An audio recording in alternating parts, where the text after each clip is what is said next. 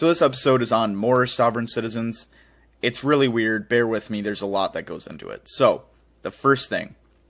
What are Moors historically? So the definition shifted a lot, and it's kind of frustrating. But originally, Moor referred to the Berbers, which are an ethnic group indigenous mostly to North Africa.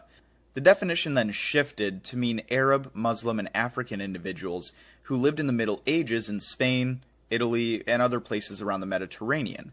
Now, this is mostly the definition we use today, primarily, or at least in the US it is, primarily because Othello is a Moor and Shakespeare's Othello, and that's really the only place that we have it in common society, because most people have had to read Othello in high school or in college.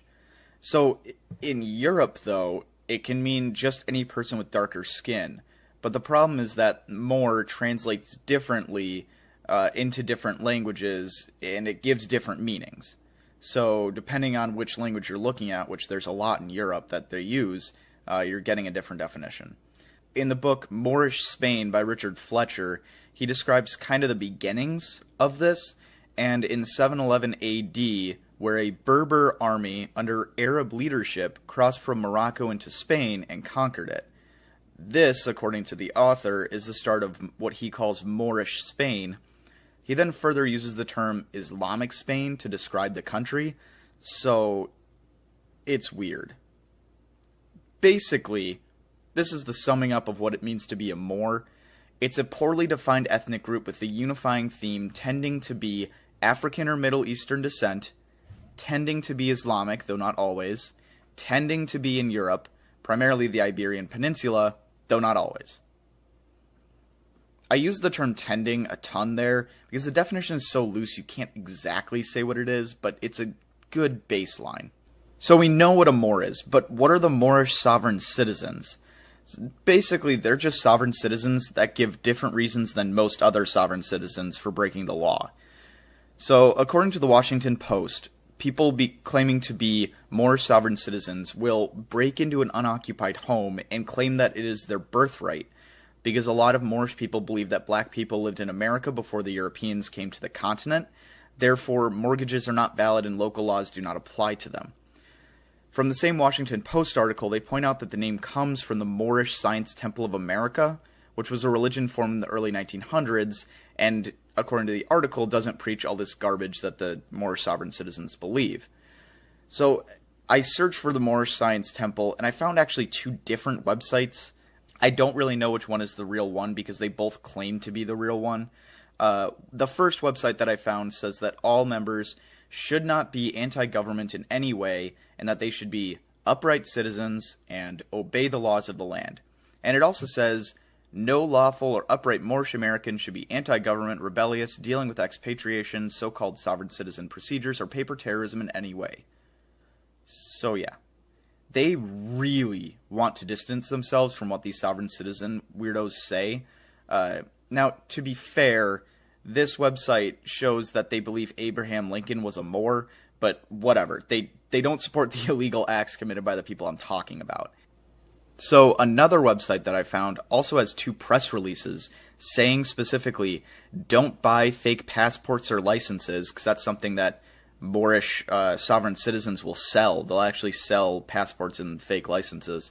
And then they have another one that says, don't be anti-government, that's not okay. So very clearly, just as a baseline, we know the Moorish sovereign citizen movement is not really a part of the Moorish Science Temple.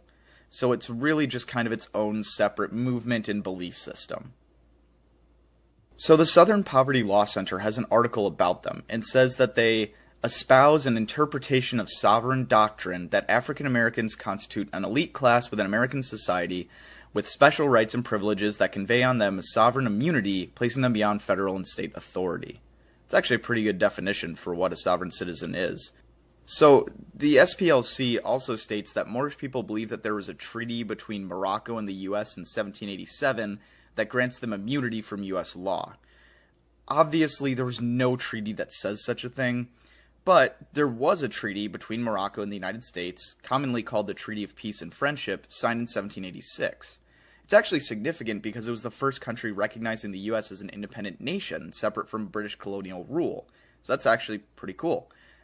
It does mention Moors, but it does not in any place say that they are immune to U.S. law. There are 25 articles to this treaty, and you can actually read the full translation on the Yale Law School website. So real quick, I'm going to rapid-fire summaries of each article. Here's a warning, it's like 99% ships, like shipping, like Navy sea trade. So, here goes. Number 1, declaration that both Morocco and the U.S. agree to the treaty. Number 2, neither country will fight in a war alongside any country that the other is at war with. Number 3, any goods claimed during war that belong to the other country will be returned. Number 4, when ships of the two countries meet at sea, they will not bother each other. Number 5, if either country is at war and want to see the other country's ship, they will do it with 2 to 3 men only, and anyone hurt will be made right by the country that hurt them. Number 6, any American citizen in Morocco will be considered under the Sultan's protection and cannot be kidnapped or stolen from. Number 7, if any ship needs supplies at the other country's ports, they will help them. Number 8, the U.S. does not have to pay duties, aka taxes, if they land at a Moroccan port in need of help. Number 9, any U.S. ship at a Moroccan port cannot be stolen from or bothered. Number 10, any ship being attacked by another ship from the Christian powers, I think that means any European country, will be defended by any nearby fort, and any people on a U.S. ship that lands in Morocco will be protected and returned to the U.S. Number 11, if any Moroccan ship leaves a U.S. port, no ship belonging to a Moroccan enemy will leave a U.S. port within 24 hours, and vice versa. Number 12, any U.S. warship in a Moroccan port cannot be searched, cannot be forced on shore, or forced to pay money. Number 13, a warship from either country that salutes a fort will get a salute back with the equal number of guns. This is the best one. Number 14, commerce with the U.S. will be considered by Morocco to be on the same footing as other countries, and U.S. citizens can pass Morocco into ports with full liberty. 15, merchant ships from both countries shall only employ the people necessary for business and cannot be detained at a port for longer than the commander deems reasonable, and all people loading and unloading the cargo are paid at customary rates. 16, if the two countries are at war, prisoners will not be made slaves, but will be exchanged for another equally within 12 months of capture or paid 100 Mexican dollars. 17, merchants can deal in the merchandise they want. 18. All goods going on a ship will be inspected before they go on the ship so that the ship doesn't have to be held, unless they can prove that contraband goods are on board, and people bringing contraband goods shall be punished according to the laws of the country. 19. No ship can be forced to take anything on board without the commander's consent. 20. If any U.S. citizens have disputes, the consul will decide it, and the government will support him. 21. If a U.S. citizen kills or wounds a Moor or vice versa, the law of the country will take place and justice will be ensured. 22. If a U.S. citizen dies in Morocco, their items will go to the consul, a person worthy of trust, until a will can be established or an heir arrives. 23. Consuls of the U.S. can stay in Moroccan ports and enjoy the privileges of consuls of other countries. 24. If any differences that arise after this treaty, peace and friendship will be maintained until it is resolved. 25. This treaty will last 50 years.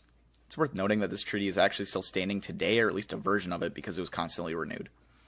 So, after all that, as you can see, Moors can 100% be subject to U.S. laws. It's actually explicitly stated in 18 and 21. It's an interesting treaty if you like agreements about like ships and sea trade, but it's really boring otherwise. Going back to the Southern Poverty Law Center, they also bring up a group called the Washita Nation, basically the same thing as Moorish sovereign citizens. They claim to occupy the United Nations Indigenous People Seat 215, which the SPLC follows with, "There is no such thing." And the Anti-Defamation League describes the movement with the following. As sovereign citizen notions attracted more Moorish Science Temple adherents, the Moorish sovereign movement was born. While still retaining most traditional sovereign citizen pseudo-historical and pseudo-legal theories, Moorish sovereigns added new ideas, including the notion that African Americans had special rights because of a 1780s treaty with Morocco, as well as the belief that African Americans were descended from African Moors, and often as well the belief that African Americans were also people indigenous to the Americas. And honestly, it seems that the more you read into these people, you realize that they're just opportunists willing to do pretty much anything to gain money, power, and notoriety. The leaders of this movement, or at least the people that are primary voices for this movement, are really just con artists and criminals. Again, from the SPLC, Moorish sovereign citizens have also been known to affiliate with other black nationalist groups as well as criminal organizations. Moors have participated in rallies, conferences, and other events with groups such as the Bloods Street Gang, the Latin Kings Street Gang, the New Black Panther Party, the Nation of Islam, and Black Hebrew Israelites. So, this video is weird for most of my sovereign citizen videos because normally for them, I'm able to just look at the law that they quote and show why they misinterpreted it, or why the law doesn't really apply anymore. But for this one, it's like 90% delusion. Outside of showing that the 1780s treaty with Morocco doesn't grant immunity from law, which I did, or showing that the Washita Nation is not part of the UN Indigenous Peoples Act. Here's a hint, it's not. And I guess I could show that African Americans are not indigenous to the United States, but everyone already knows that American Indians are the indigenous ones. So overall, there's no facts to dispute. They simply base their views on nothing, just stating they're Moors and therefore legally entitled to whatever they want. And since Moor is a weird and loose term, you can't really say they're not Moors, so if they say they are, fine, like, they can consider themselves to be that. But they still don't get special treatment. So I guess what I'm saying is, I have no idea where to go with this one. It truly is an enigma among the sovereign citizen movement. Just know it's total and complete BS. And the worst part is, like I said, the most vocal people supporting this movement are selling Moorish passports, license plates, and tons more stuff, and obviously none of it is legitimate.